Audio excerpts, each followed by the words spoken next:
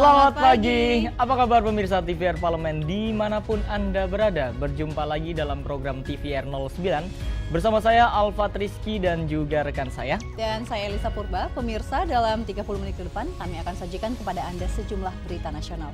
Khususnya dari sudut pandang DPR RI sebagai referensi Anda dalam memahami dinamika politik, hukum, ekonomi, sosial, dan budaya di Indonesia. Pemirsa TVR Parlemen, inilah TVR 09 selengkapnya.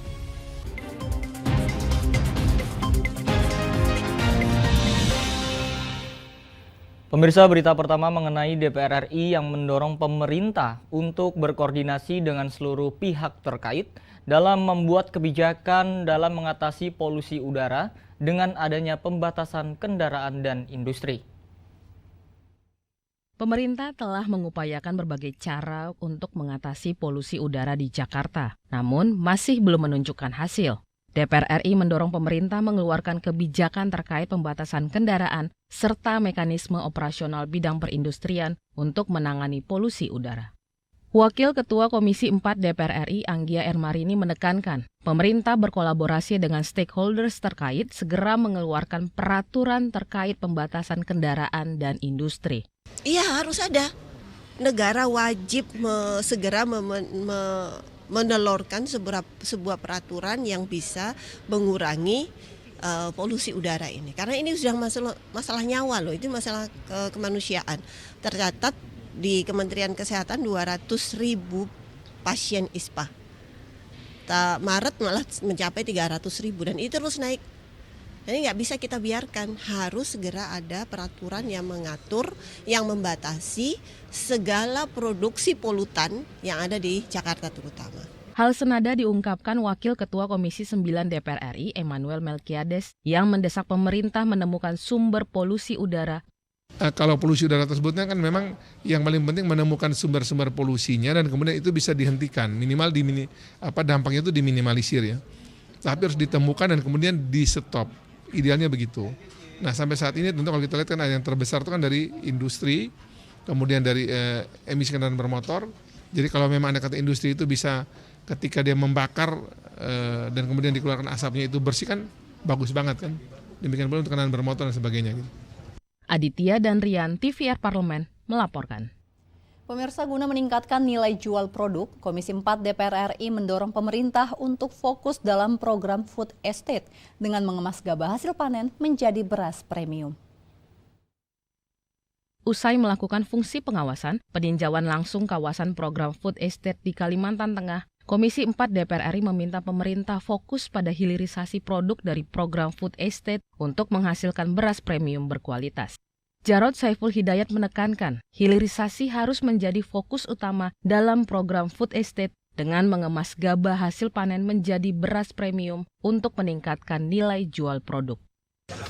Dari hasil evaluasinya, progresnya cukup baik dan program ini membawa banyak manfaat, ya. Meskipun ada beberapa yang perlu segera ditindaklanjutin, ya. Tinggal dari beras premium kita pack yang bagus gitu ya. Sehingga harganya bisa semakin meningkat.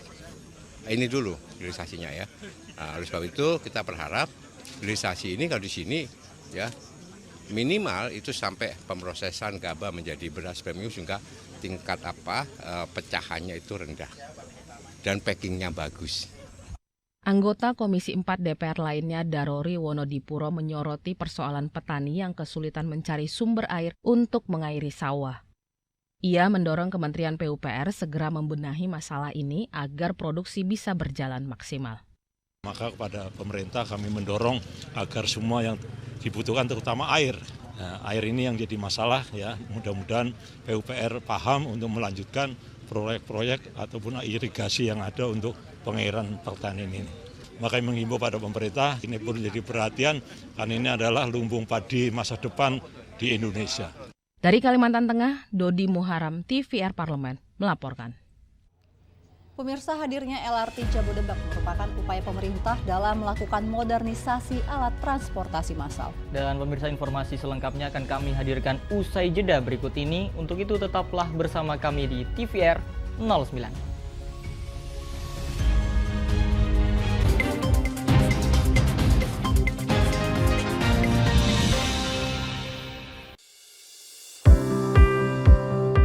Mengenal tugas dan fungsi DPR RI.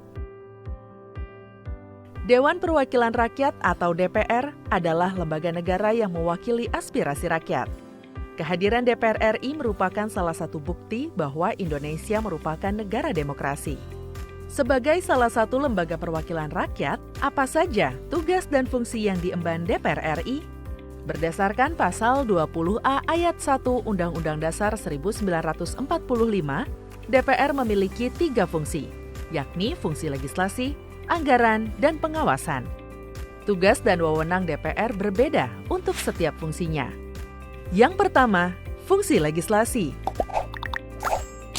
Menyusun program legislasi nasional atau prolegnas, menyusun dan membahas rancangan undang-undang, menerima rancangan undang-undang yang diajukan oleh DPD, membahas rancangan undang-undang yang diusulkan oleh Presiden ataupun DPD, menetapkan undang-undang bersama dengan Presiden, menyetujui atau tidak menyetujui peraturan pemerintah pengganti undang-undang yang diajukan oleh Presiden untuk ditetapkan menjadi undang-undang. Yang kedua, fungsi anggaran. Memberikan persetujuan atas rancangan undang-undang tentang APBN yang diajukan oleh Presiden. Memberikan persetujuan terhadap pemindahtanganan aset negara maupun terhadap perjanjian yang berdampak luas bagi kehidupan rakyat yang terkait dengan beban keuangan negara. Menindaklanjuti hasil pemeriksaan atas pengelolaan dan tanggung jawab keuangan negara yang disampaikan oleh BPK. Memperhatikan pertimbangan DPD atas rancangan undang-undang tentang APBN dan rancangan undang-undang terkait pajak, pendidikan, dan agama. Yang ketiga, fungsi pengawasan. Fungsi pengawasan, DPR bertugas melakukan pengawasan terhadap pelaksanaan Undang-Undang APBN dan kebijakan pemerintah, serta membahas dan menindaklanjuti hasil pengawasan yang disampaikan oleh DPD. Demikian penjelasan tentang tugas dan fungsi DPR menurut Undang-Undang.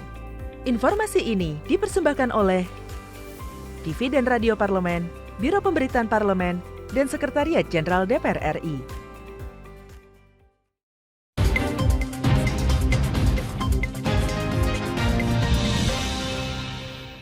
Anda kembali bersama kami di TVR 09. Pemirsa, Komisi 5 DPR RI berharap penggunaan light rail transit sebagai alat transportasi publik dapat mengurangi polusi udara serta mendorong perkembangan ekonomi. Hadirnya LRT Jabodebek merupakan upaya pemerintah dalam melakukan modernisasi alat transportasi massal. Komisi 5 DPR RI menilai hal tersebut akan meningkatkan pelayanan dan variasi moda transportasi publik bagi masyarakat. Anggota Komisi 5 DPR RI Muhammad Aras berpendapat hadirnya LRT dapat mendorong perkembangan ekonomi, sehingga LRT dapat menjadi simbol bagi kemajuan sebuah kota dan penduduknya. Saat ini masyarakat memiliki banyak pilihan moda transportasi publik yang nyaman bagi penggunanya. Diharapkan penggunaan kendaraan pribadi bisa mulai ditinggalkan dan beralih ke moda transportasi publik. Penambahan moda transportasi yang dilakukan oleh pemerintah, tentu kita harapkan bahwa ini semakin mampu untuk memicu perkembangan ekonomi. Dan tentu kita harapkan bahwa semakin banyak pilihan yang akan dipergunakan oleh masyarakat. Dan pada akhirnya juga berharap bahwa minat masyarakat juga betul-betul bisa berminat menggunakan LRT. Paling tidak bisa mengurangi kemacetan yang terjadi di Jakarta.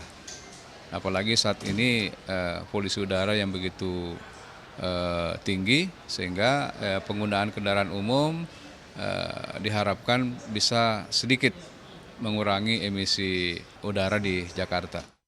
Lebih lanjut, Aras menyebut penggunaan LRT sebagai alat transportasi publik bisa menjadi salah satu solusi untuk mengurangi polusi udara yang saat ini sedang melanda di wilayah Jabodetabek. Pada Agustus lalu, Presiden Republik Indonesia Joko Widodo bersama Menteri BUMN telah meresmikan lintas raya terpadu atau LRT Jabodebek di Stasiun Cawang, Jakarta Timur. Panji dan Ridwan, TVR Parlemen melaporkan. Kita beralih ke Komisi 11 DPR RI pemirsa yang mendorong pemerintah untuk melibatkan tim pengendalian inflasi daerah guna mengendalikan inflasi terhadap komoditas pangan di tengah ancaman El Nino. Dalam upaya pengendalian inflasi di tengah ancaman kekeringan El Nino, Komisi 11 DPR RI menghimbau pemerintah untuk menghindari impor bahan pangan dan memperhatikan ketersediaan stok pangan di Indonesia.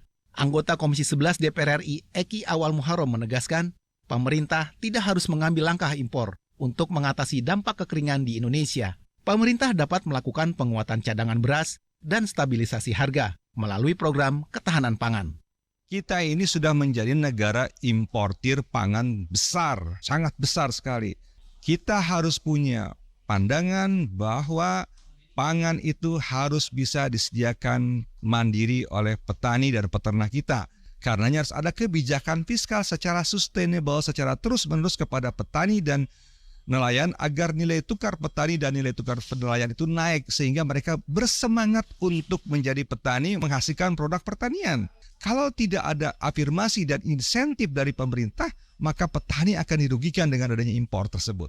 Sementara itu, anggota Komisi 11 DPR RI Andreas Edi Susetio menyampaikan pengendalian inflasi terhadap komoditas pangan di tengah El Nino dapat diatasi melalui pendekatan terpadu yang melibatkan tim pengendalian inflasi daerah.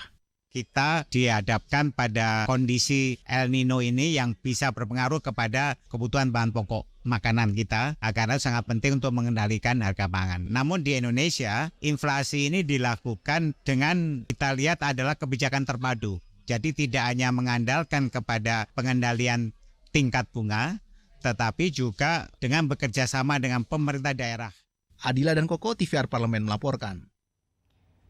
Kita beralih ke informasi selanjutnya pemirsa. Badan Kerjasama Antar Parlemen DPR RI menilai KTT ASEAN 2023 menjadi momentum untuk menjadikan kawasan ASEAN sebagai poros utama di bidang perekonomian serta mewujudkan perdamaian dunia.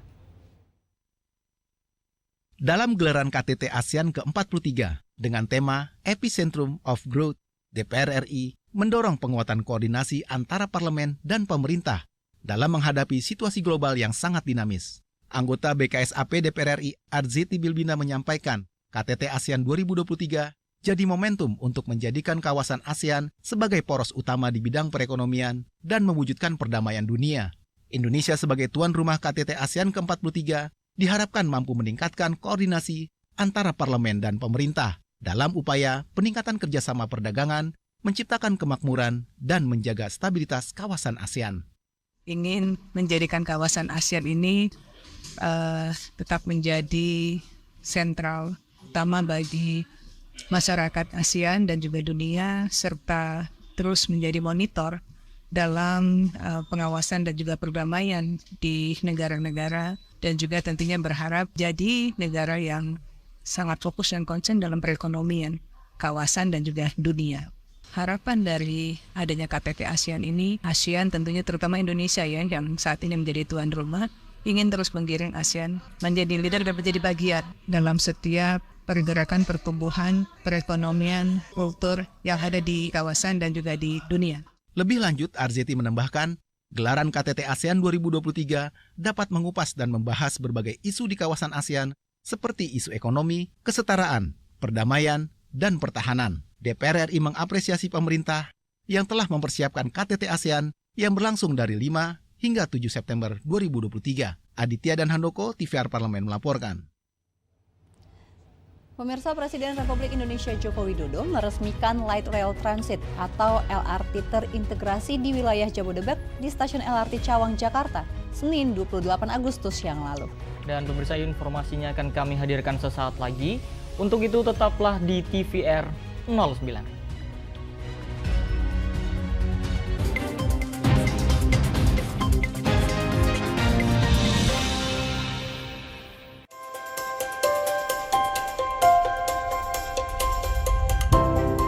Pertama dalam sejarah Indonesia, tahun 2024 kita mengadakan pemilu serentak, legislatif dan eksekutif baik di tingkat pusat maupun daerah. Catat waktunya, Rabu 14 Februari 2024. Untuk pemilihan legislatif, Anda akan memilih anggota DPD, anggota DPR, anggota DPRD Provinsi, dan anggota DPRD Kabupaten atau Kota. Selain pemilu legislatif, Anda juga akan memilih presiden dan wakil presiden loh pemirsa. Di bulan November, tepatnya Rabu 27 November 2024, juga akan diadakan pemilihan kepala daerah atau pilkada serentak. Dalam pilkada nanti, Anda akan memilih gubernur dan wakil gubernur, bupati dan wakil bupati, serta wali kota dan wakil wali kota. Nah, pemirsa sudah tahu kan waktunya? Kini saatnya Anda untuk mempersiapkan diri. Kenali calon-calon wakil rakyat dan pemimpin Anda dengan baik.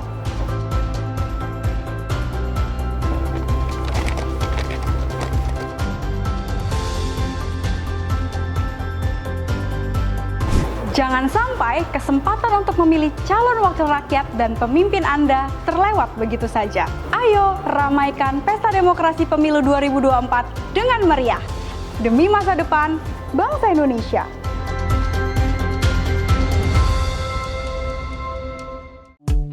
DPR RI memiliki fungsi diplomasi dalam menjalankan politik luar negeri sesuai dengan pasal 116 Undang-Undang MD 3. Kontribusi aktif BKSAP DPR RI memainkan peranan penting dalam memenangkan persaingan global melalui IPU, IPA, IPPF, IPA, dan PUIK. BKSAP memiliki komitmen yang tinggi dalam krisis kemanusiaan dunia. Fungsi diplomasi dijalankan untuk mendukung upaya pemerintah dalam melaksanakan politik luar negeri.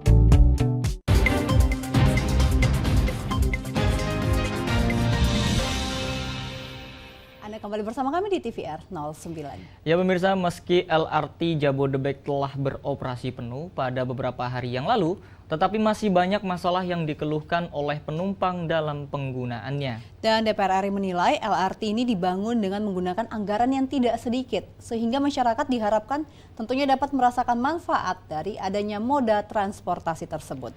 Oleh karena itu pemirsa, DPR RI berharap permasalahan yang terjadi dapat menjadi evaluasi dan juga pemerintah segera membenahi permasalahan tersebut. Nah, untuk mengetahui informasi selengkapnya, mari kita simak laporan mendalamnya yang telah dihimpun oleh tim redaksi TVR Parlemen dalam segmen editorial Parlemen berikut ini.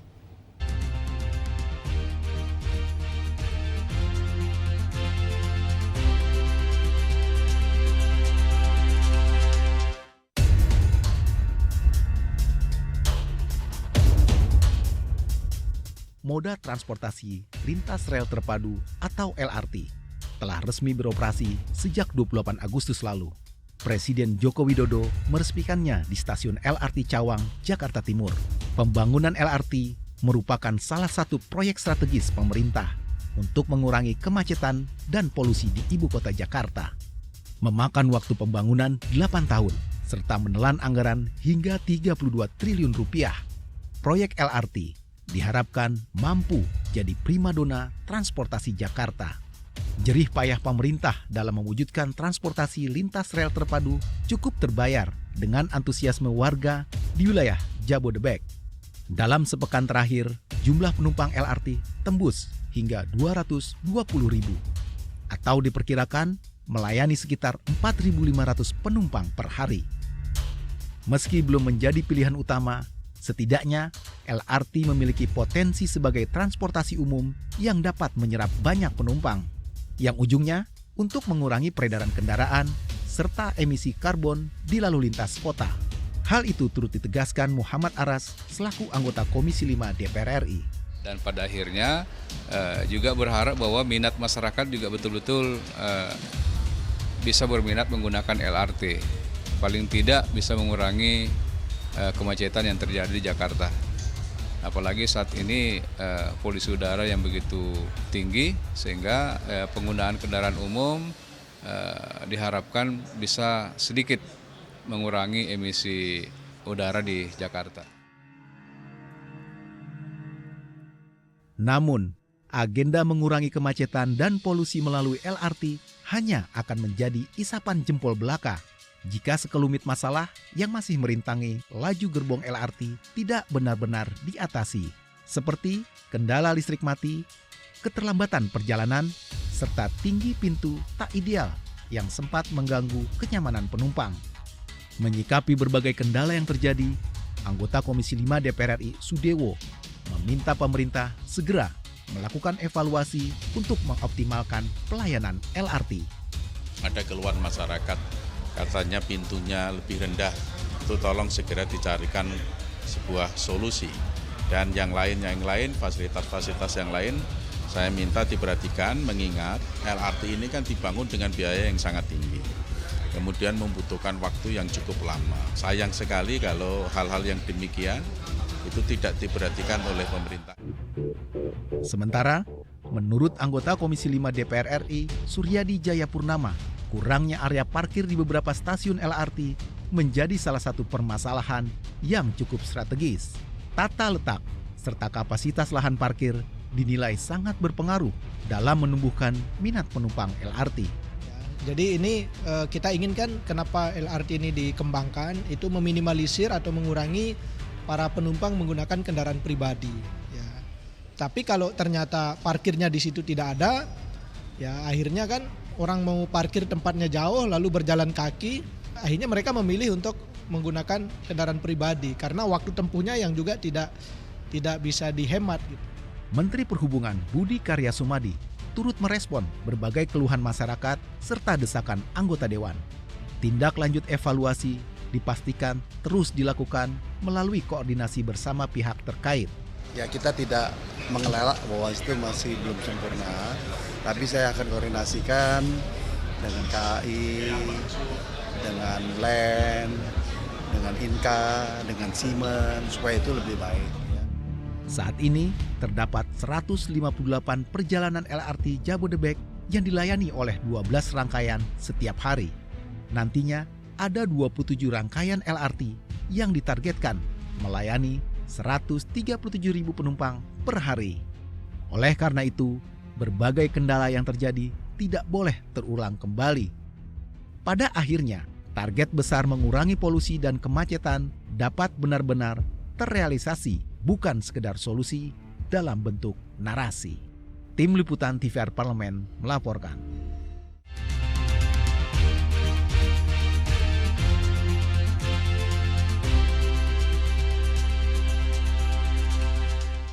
Nah, pemirsa juga Alfat, kalau kemarin kita di segmen informasi dan tips ini kita sudah menyajikan kepada pemirsa untuk jalan-jalan ke TMII. Ya. Nah, kali ini kita mau mengajak pemirsa untuk jalan-jalan ke Singapura nih, negeri tetangga. Alfat, kalau misalnya aku nanya kamu nih, kira-kira kalau nyebut Singapura, terbayangnya apa? Kayaknya memang yang paling ikonik, yang paling banyak orang ingat adalah patung kepala singa.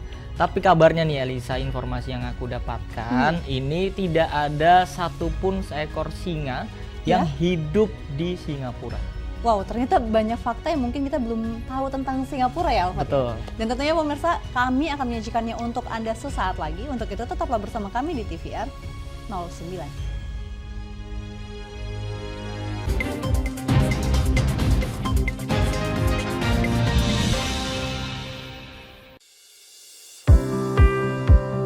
Mengenal tugas dan fungsi DPR RI. Dewan Perwakilan Rakyat atau DPR adalah lembaga negara yang mewakili aspirasi rakyat. Kehadiran DPR RI merupakan salah satu bukti bahwa Indonesia merupakan negara demokrasi. Sebagai salah satu lembaga perwakilan rakyat, apa saja tugas dan fungsi yang diemban DPR RI? Berdasarkan pasal 20A ayat 1 Undang-Undang Dasar 1945, DPR memiliki 3 fungsi, yakni fungsi legislasi, anggaran, dan pengawasan. Tugas dan wewenang DPR berbeda untuk setiap fungsinya. Yang pertama, fungsi legislasi. Menyusun program legislasi nasional atau prolegnas, menyusun dan membahas rancangan undang-undang, menerima rancangan undang-undang yang diajukan oleh DPD, membahas rancangan undang-undang yang diusulkan oleh Presiden ataupun DPD, menetapkan undang-undang bersama dengan Presiden, menyetujui atau tidak menyetujui peraturan pemerintah pengganti undang-undang yang diajukan oleh Presiden untuk ditetapkan menjadi undang-undang.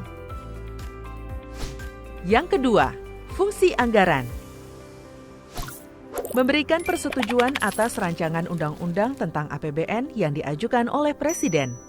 Memberikan persetujuan terhadap pemindahntanganan aset negara maupun terhadap perjanjian yang berdampak luas bagi kehidupan rakyat yang terkait dengan beban keuangan negara.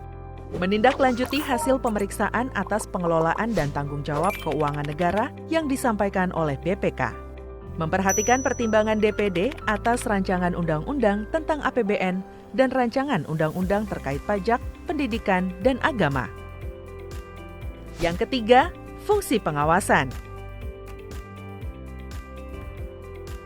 Fungsi pengawasan, DPR bertugas melakukan pengawasan terhadap pelaksanaan undang-undang APBN dan kebijakan pemerintah, serta membahas dan menindaklanjuti hasil pengawasan yang disampaikan oleh DPD.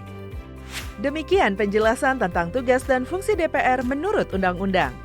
Informasi ini dipersembahkan oleh TV dan Radio Parlemen, Biro Pemberitaan Parlemen, dan Sekretariat Jenderal DPR RI.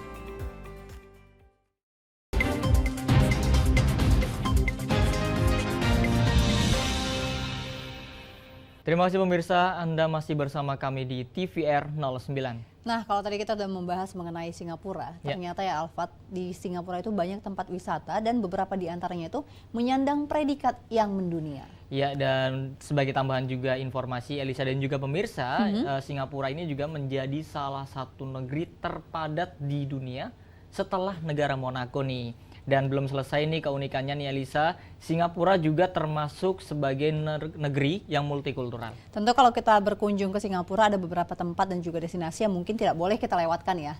Dan untuk kita ketahui informasi selengkapnya pemirsa, setelah kami sajikan untuk Anda dalam segmen Intips, informasi dan tips berikut ini.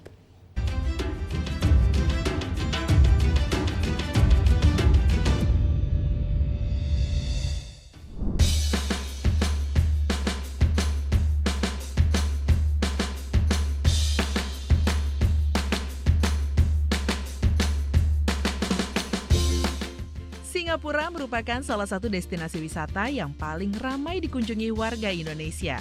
Meskipun negara Singapura berukuran kecil, namun ada banyak sekali destinasi wisata yang memanjakan wisatawan. Mulai dari bangunan kota, wisata edukasi, serta taman bermain juga ada di sini. Dan sayang sekali untuk dilewatkan. Mungkin di antara pemirsa baru mengetahui bahwa meskipun memiliki nama Singapura, namun di negeri ini tidak pernah hidup seekor pun singa. Apa saja sih destinasi wisata Singapura yang unik tersebut? Yuk kita bahas satu persatu. Merlion Park. Tempat wisata di Singapura yang pertama, kita mulai dari ikon negeri Singapura yang bernama Merlion Park atau Taman Merlion Singapura, sekaligus sebagai objek wisata yang paling terkenal di Singapura. Ketika berkunjung ke Singapura, tidak lengkap rasanya jika tidak mengabadikan momen di lokasi ini.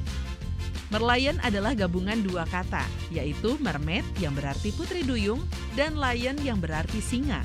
Sebuah patung berkepala singa dan bertubuh ikan dan mulutnya mengeluarkan air. Merlion Park termasuk dalam kategori tempat wisata Singapura yang gratis, serta tempat wisata Singapura yang romantis dan instagramable. Apalagi saat malam tiba yang berpadu dengan lampu-lampu kota. Jewel Changi, Changi Airport, Singapura. Bandara yang memegang gelar bandara terbaik dunia selama 4 tahun berturut-turut. April 2019 lalu, Bandara Changi meluncurkan permata mahkota yang paling cemerlang, Jewel Changi Airport. Memiliki air terjun indoor yang bernama HSBC Rainfortex dengan ketinggian air terjun 40 meter, serta hutan rimbun dalam ruangan dan berbagai hal menarik lainnya. Jewel Changi adalah keajaiban arsitektur yang mengagumkan. Bangunan yang memiliki 10 lantai ini layak banget dikunjungi, baik setelah kamu sampai di Singapura atau sebelum pemirsa pulang ke Indonesia. Gardens by the Bay. Gardens by the Bay adalah sebuah taman unik yang berada di sekitar Marina Bay. Selayaknya taman, Gardens by the Bay mempunyai banyak pohon dan tumbuhan hijau. Ada sekitar 2.000 spesies dan 700.000 tanaman sungguhan di taman ini. Yang membuat unik adalah di sini kamu dapat menemukan beberapa pohon buatan raksasa. Pohon-pohon buatan ini terbuat dari baja dan berfungsi untuk menampung air hujan dan juga menampung energi matahari. Chinatown. Sesuai dengan namanya, Chinatown adalah sebuah kawasan dengan suasana seperti di Cina. Mayoritas penduduk di daerah Chinatown adalah keturunan Cina, sehingga sangat terasa kentalnya budaya Cina di daerah ini.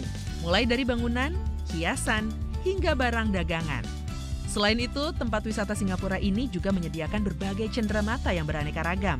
Mudah sekali untuk mencapai Chinatown, pemirsa cukup menggunakan MRT dan turun di stasiun Chinatown. Nah pemirsa, itu tadi destinasi wisata di Singapura yang unik dan instagramable. Salah satu alasan mengapa Singapura terbukti menjadi daya tarik wisatawan sebagai rumah adalah kemudahan hidup. Terutama dalam hal tempat tinggal, transportasi, dan sistem pemerintahannya. Sampai jumpa lagi di program Intips berikutnya.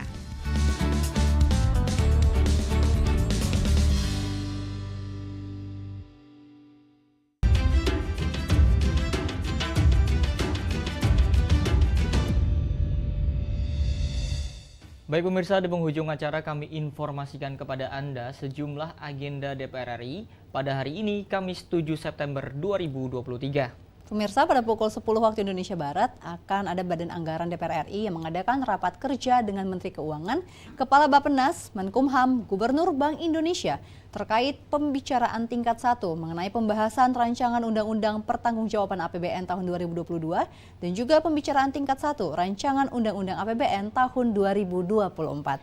Kemudian pada pukul 16 waktu Indonesia Barat, ada Komisi 10 DPR RI mengadakan rapat kerja dengan Menparekraf yang membahas terkait dengan rencana kerja anggaran kementerian dan lembaga tahun 2024. Juga masih ada sejumlah agenda rapat dan juga program DPR RI lainnya pemirsa yang tentunya masih dapat Anda saksikan secara langsung di TVR Parlemen. Melalui kanal utama, kanal komisi dan juga kanal alat kelengkapan dewan lainnya. Tentunya dapat Anda akses di tvr.dpr.go.id. Dan pemirsa TVR Parlemen, demikian TVR 09 edisi pagi ini. Dan kami segenap kru TVR Parlemen yang bertugas tentunya mengucapkan terima kasih telah menyaksikan TVR 09 pagi ini. Ada saya Elisa Purba juga rekan saya Salvat Rizky, sampai berjumpa kembali di TVR 09 esok hari. TVR Parlemen, referensi Indonesia.